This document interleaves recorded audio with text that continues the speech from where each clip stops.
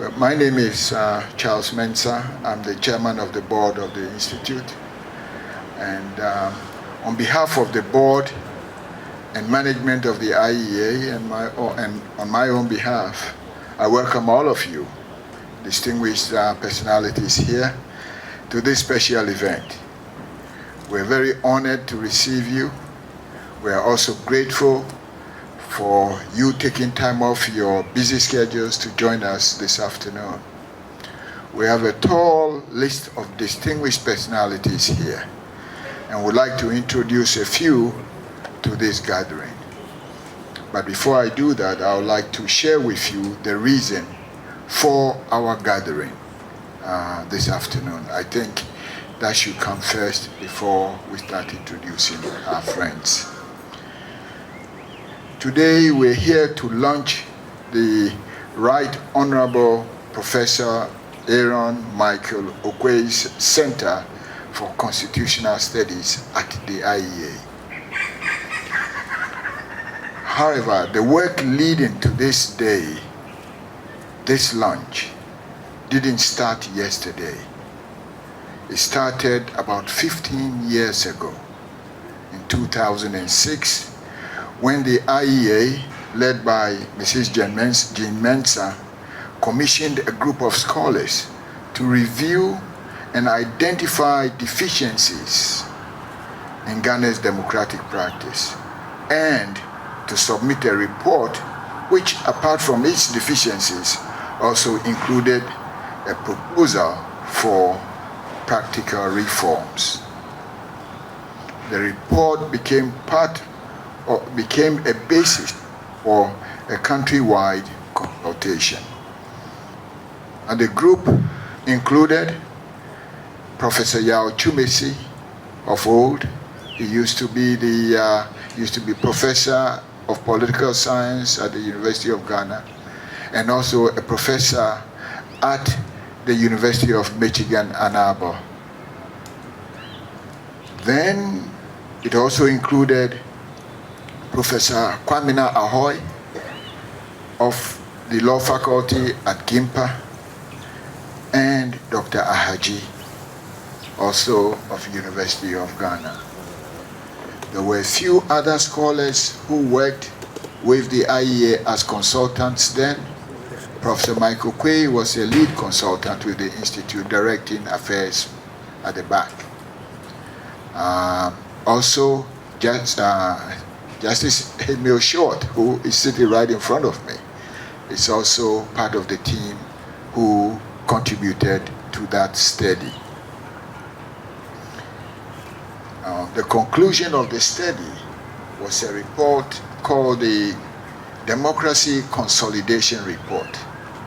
And there were a few issues identified within this study. Some were the winner-takes-all syndrome. Others, the overwhelming power executive. Recently, some of the issues we see is the resorting to coups and so on.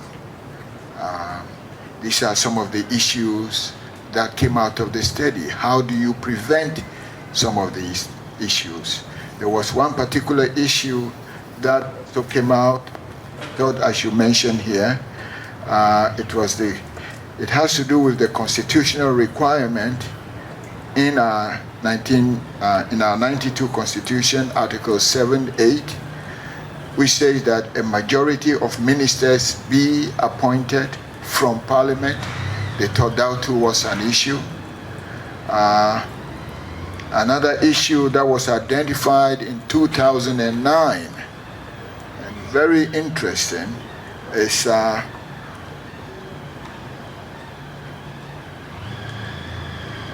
think I'll continue. Yes. What if in 2009, one of the issues that was discovered or identified in this study group was, what if a presidential candidate wins the presidency, but his political party fails to win a majority in Parliament? Now, this was an issue identified by this group in 2006 2009. There were several of those. Another one was, what if none of the political parties wins a majority in parliament, so that the president doesn't have a majority in parliament? These were all potential problems that were identified. But I think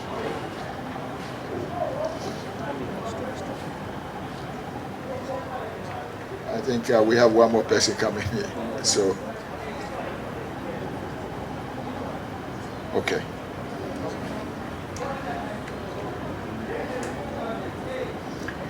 So these issues that were identified during the survey and the study have become some of the fundamental issues that Professor Okoye wants to devote his time studying them.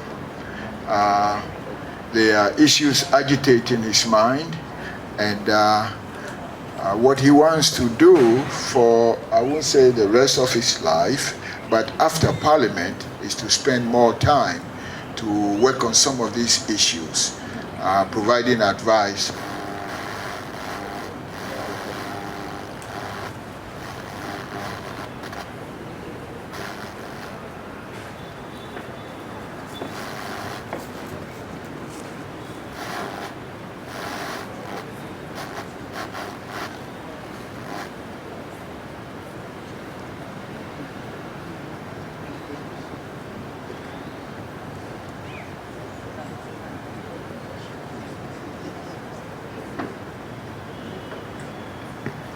Thank you, Auntie Frema. We're happy you're here, and welcome. Professor Okoye told me not to start until you arrive. So we've been maneuvering, hoping that his wish will be carried out. So now that you're here, the bus can take off. But as I said, these were some of the issues that agitates Professor Okoye's mind, the constitutional issues. What if all the Constitution says majority of the ministers should come from Parliament? Now, is there an alternative to that? Another issue that he raised with us was, should the Supreme Court membership be capped, or should it be left open? So whenever there's a president, he can add more or less. Those are some of the issues that has been agitating his mind. He's been wondering what we should do. Recently, people have been talking about, a coup d'etat, we should organize coups. Now, Prof. Okoye has an answer to that. He's even written in the newspapers saying that what we need to do is to use the Constitution as our guide. And if we become, he calls it constitutionalism. That means if we become very conscious of the Constitution and the powers it gives to us, then changes that we seek could be addressed by the judiciary. Those are some of the things that he would like to do, and we're very pleased that it is no other person but Prof. Okoye. Prof. Okoye has a unique background. One, he's a political scientist, a professor of political science. He's also been in the executive arm of government by being a minister for energy, and then also before then an ambassador. So he served in the executive arm of government. And then he's also been the Speaker of Parliament, which is the legislative arm of our government. So he has a unique experience in this matter, and we would like him to use or bring this to the fore and see how we can solve some of the potential problems that he sees ahead. Now, the other interesting point is that we've had 12 speakers of Parliament. They all retire and go home. Now, this is the first time that we are saying we want to collaborate with Professor Okoye, not to go home and rest like the other speakers, but to use his brain, yes, the political knowledge, being a professor of political science, and then also being a speaker of the parliament, and also having experience with the executive arm of government.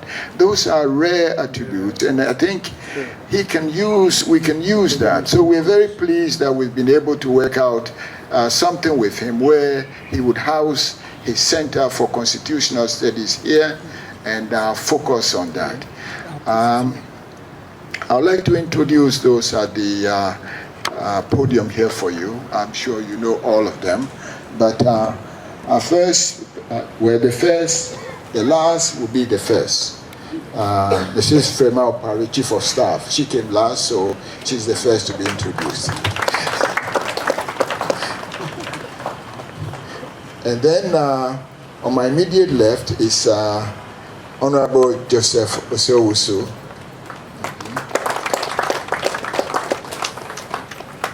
Then we have Her Ladyship, Ms. Sophia Akufo, the former Chief Justice. Then you know the last one, Mr. Sambo Kujeto. If you don't know him, then you are in trouble. And then we have Abuahima, whose dad and mom everywhere.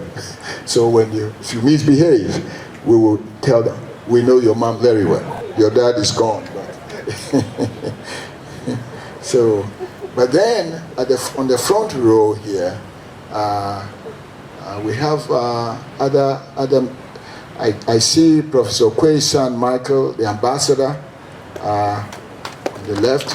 We couldn't do this without him being here.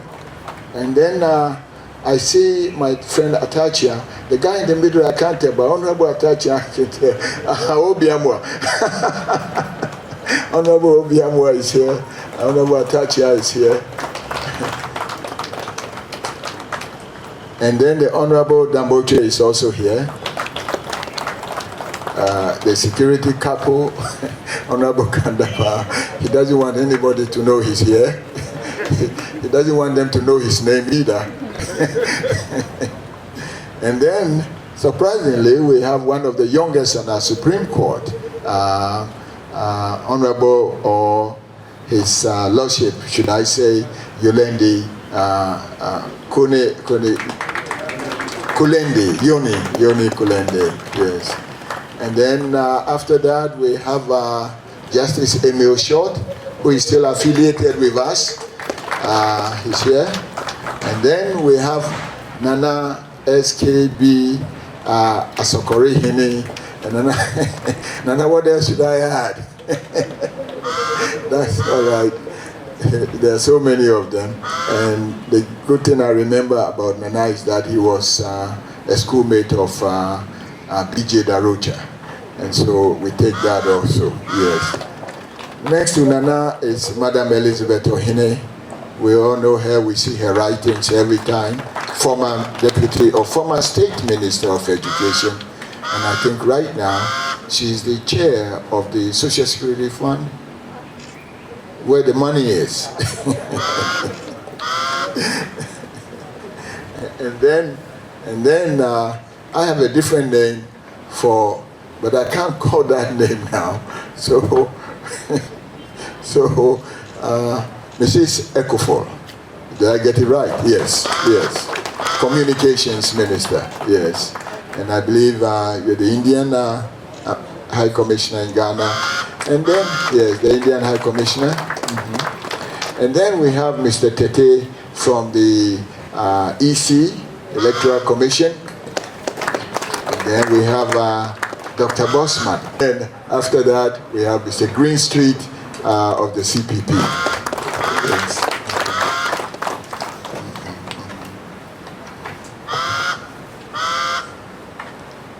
I think I've covered all. So from there on, I would call upon the former Chief Justice, Her Ladyship, Justice Sophia Akufo, to take over the floor and walk us through the program. Thank you.